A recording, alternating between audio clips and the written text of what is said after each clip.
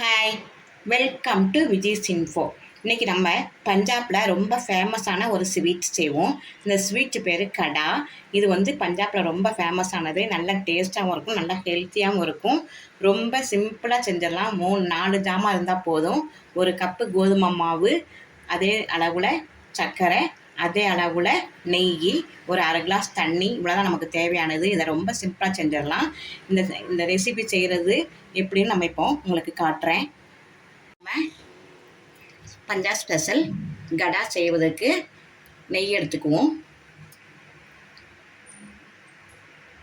ஒரு கப்பு நெய் எடுத்துருக்கேன். இந்த நெய்யில் அதே ஒரு கப்பில் கோதுமை மாவு எடுத்துக்குவோம்.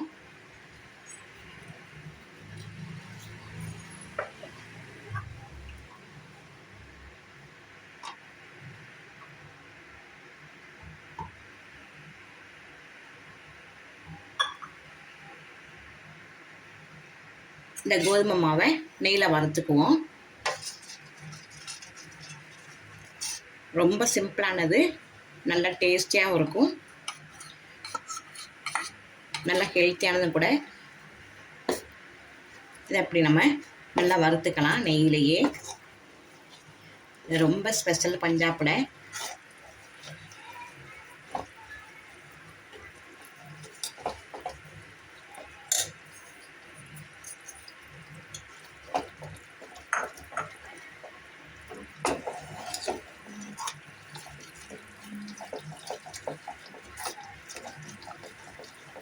இதை கொஞ்சம் 2 நிமிஷம் நல்லா வறுத்துக்கலாம்.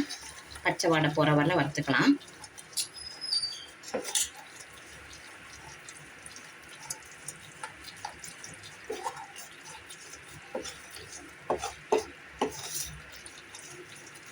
பாருங்கள், நல்லா ப்ரௌன் கலர் வர வரையில் நல்லா வறுத்துருவோம். கட்டிலாம் வராது, நெய் ஊற்றிருக்கனால கட்டிலாம் வராது, நமக்கு பயமே இல்லை. இப்போ நம்ம இதில் கொஞ்சம் தண்ணி விட்டுக்கலாம். ஒரு அரை கிளாஸ் தண்ணி விட்டுக்கலாம்.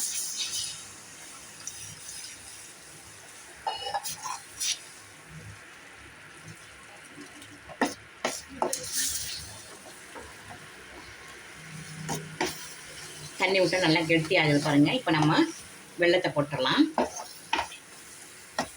நம்ம கோதுமை எடுத்தோம்னா அதே அளவில் சர்க்கரையோ வெல்லமோ நாட்டு சர்க்கரை எதுனாலும் போட்டுக்கலாம். நான் நாட்டு சர்க்கரை போட்டிருக்கேன்.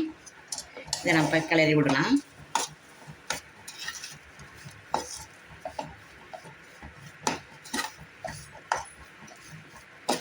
இந்த 3 ஜாமான் நமக்கு தேவை இதுக்கு செய்ய.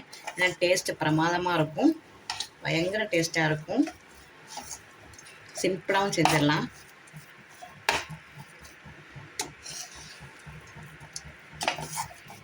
நல்லா கிளறுவோம். நெய் கொஞ்சம் அப்படி மேலாப்பில் மிதங்கி வர டைமில் நம்ம எடுத்துடலாம்.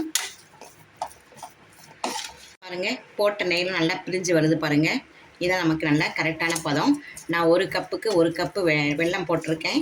நீங்கள் வேணுன்னா சுகர் அதிகமாக வேணும்னா 1.5 கப்பு அல்லது 2 கப்பு கூட போட்டுக்குங்க. குழந்தைங்க இருந்தால் நல்லா சாப்பிடுவாங்க. கொஞ்சம் சர்க்கரை ஜாஸ்தியாகவே போட்டுக்குங்க. நான் கம்மியாக தான் அதே அளவுக்கு போட்டிருக்கேன். நீங்கள் போடணுன்னா கொஞ்சம் அதிகம் போட்டுக்குங்க. இந்த பாருங்கள், நல்லா பிரிஞ்சு வந்துருச்சு நெய். போதும், இவ்வளோதான் பதம். இப்போ நம்ம ஸ்டவ் ஆஃப் பண்ணிடலாம். பாருங்கள், சூப்பரான பஞ்சாப் கடா ரெடி ஆயிடுச்சு. ரொம்ப சிம்பிள் தான், ஈஸியாக செஞ்சிடலாம். குழந்தைங்க கூட செஞ்சு சாப்பிட்லாம். நல்ல சம்மருக்கு ரொம்ப நல்லாயிருக்கும் இந்த டேஸ்ட்டு. இதை நீங்கள் உங்கள் வீட்டில் செஞ்சு அசத்துங்க. இந்த ரெசிபி உங்களுக்கு பிடிச்சிருந்ததுன்னா லைக் பண்ணுங்கள், ஷேர் பண்ணுங்கள், சப்ஸ்கிரைப் பண்ணுங்கள், பெல் ஐக்கானை தட்டி விடுங்க. மற்றும் ஒரு நல்ல ரெசிபி நான் உங்களை சந்திக்கிறேன். பாய்.